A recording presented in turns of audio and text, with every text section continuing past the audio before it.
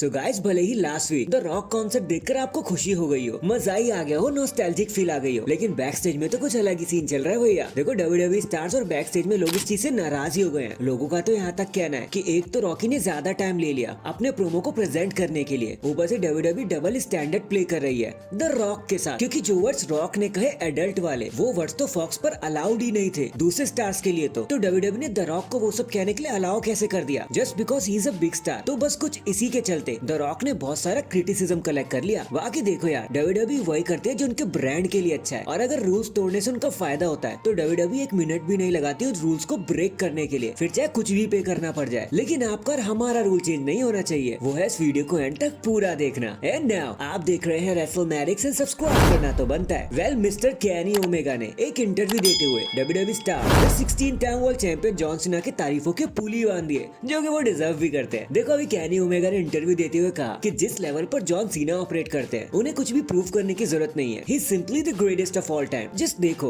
उन्होंने बिजनेस के लिए क्या किया है, वो क्या करते आए हैं, मेक अ विश फाउंडेशन के लिए उन्होंने क्या किया है, और अगर उनके कंट्रीब्यूशन की बात करनी पड़ जाए तो पूरा साल कम पड़ जाएगा, रात दिन कम पड़ जाएगा। फिर चाहे रिंग के अंदर की बात हो या रिंग के बाहर की बात हो, हर जगह जॉन सीना ने अपने नाम को आगे रखा है और रेसलिंग के फ्लैग को अपनी छाती से चिपका के आगे ले गए हैं वो। वैसे क्या नहीं, आपने जो भी कहा वो 100% सच है, इसलिए तो जॉन सीना को कोई नफरत नहीं करता, बिकॉज वो हमारे लिए सबसे पहले सोचते हैं और वो बहुत ज्यादा लॉयल है अपने फैंस के लिए और रेसलिंग के लिए, चाहे वो कोई भी ब्रांड का हो। So hashtag greatest of all time. इसके बाद जैसा कि हमने आपको बताया ही था कि 1/2 of the women's tag team champion Asuka injured हो गई है, तो चलो अब इस बात पर मैं स्टैम्प भी लगा देता हूँ, क्योंकि हाँ, वो सच में इंजर्ड हो गई है। और क्योंकि WWE ने आस्का को छुट्टी पर भेज दिया है एक एग्जामिनेशन करने के लिए, तो WWE ने जिस भी चीज के लिए आस्का को बुक कर रखा था वो हर चीज कैंसिल कर दी, चाहे वो कोई मेन इवेंट हो, चाहे वो कोई शो हो या लाइव इवेंट हो। अब हमें आस्का कहीं भी देखने को नजर नहीं आएंगी, मतलब एक्शन में तो बिल्कुल भी नहीं। बस अब उम्मीद है कि कुछ भी सीरियस ना हो जाए उनके साथ, नहीं तो वो हो सकता है रेसलमेनिया को भी मिस कर दे। यार, ये जो पैर से जुड़ी हुई इंजरी होती है ना, वो बहुत खतरनाक होती है। हम सीएम पंक और सेथ रॉलिंस को पहले ही देख चुके हैं और हम नहीं चाहते कि आस्का के साथ भी ऐसा हो जाए। तो हैशटैग टेक केयर आस्का, जल्दी ठीक हो जाना। नेक्स्ट हॉल ऑफ फेमर में इंडक्ट होना पता नहीं उनकी किस्मत में होना हो, बट WWE ने एक अल्टीमेट रिस्पेक्ट पे कर दिया ब्रे वाइट के लिए। एक डॉक्यूमेंट्री अनाउंस कर दिया है जो पीकॉक नेटवर्क पर जल्दी अवेलेबल हो जाएगी, जहाँ पर हमें ब्रे वाइट की पूरी जर्नी को दिखाया जाएगा, from the very starting husky Harris से लेकर द फेंट तक सब देखने मिलेगा हमें। एंड ट्रस्ट मी,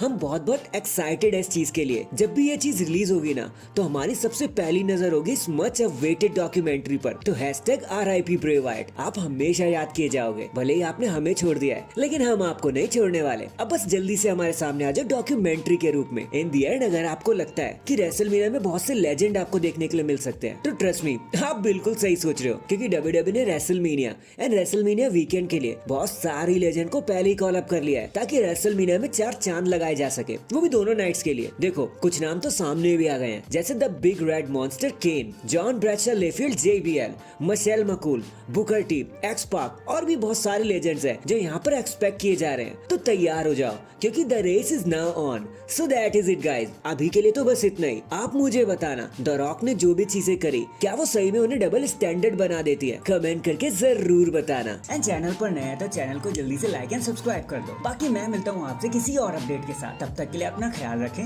और खुश रहें।